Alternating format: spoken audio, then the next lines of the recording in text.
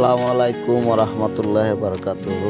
এই যে মঞ্চে যাদের দেখতে পারতেছেন, যাদেরকে মালা দিয়ে সম্বর্ধনা জানানো হচ্ছে, এই যে রফিকুল ইসলাম খান সাহেব, এরা কিন্তু বিএনপির একটা অঙ্গ সংগঠন। এরা কিন্তু বিএনপিতে অনেক দিন কাজ করেছেন, যারা বিএনপিতে ভালো পজিশনে ছিলেন, সভাপতি, সেক্রেটারি।